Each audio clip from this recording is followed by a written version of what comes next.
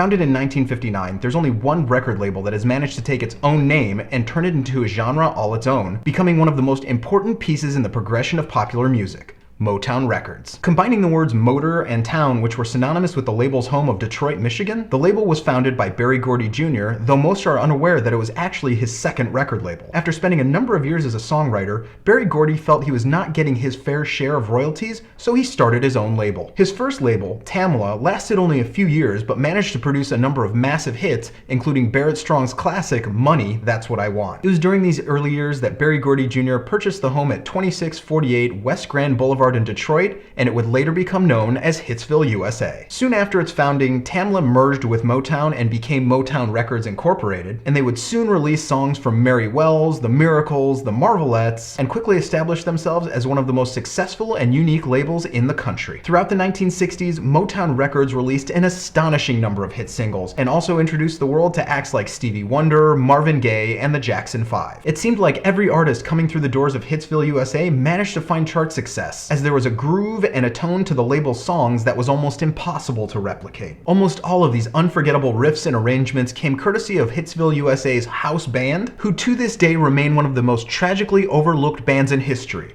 The Funk Brothers. Largely sticking to the idea of finding beauty and appeal within more simple and stripped down arrangements, the Funk Brothers pioneered a number of musical styles and approaches that are still used to this day. From signature drum stings and lead-ins to walking bass lines to a number of innovations in overdubs, the reality is that across their career, the Funk Brothers played on more #1 singles than the Beatles, Elvis, the Rolling Stones, and the Beach Boys combined. It was the energy and the youthful feel of Motown songs that gave it such a strong appeal during that time period, but it's also this same attribute that's made the songs truly timeless and to this day have that same appeal. And even half a century after the label's founding, the signature sound of Motown can still be recognized anywhere in the world. However, in the late 1960s, the power writing team of Holland Dozier Holland left Motown Records, and while the label would have a handful of hits over the next few decades, their dominance quickly came to an end. In recent months, the label has moved to Island Def Jam Records, and it would seem that it's set to go back to its original roots, becoming a place for highly talented R&B soul performers to perfect their sound. Yet regardless of the label's future, the fact remains that Motown Records remains an iconic piece of music history unto itself, and in many ways it was more than a tone, it was more than a sound, it was a cultural movement. And there's no question that the music of Motown Records stands as one of the most vital pieces in the progression of popular music.